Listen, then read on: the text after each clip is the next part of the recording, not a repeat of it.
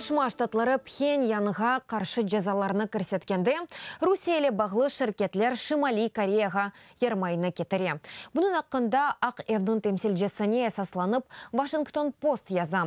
Малюматларына көре КНДРге зөрури малве ермай мақсулаты 2017 сенесі баренден бір қач аслы Русия шіркеті тарафындан кетіріле.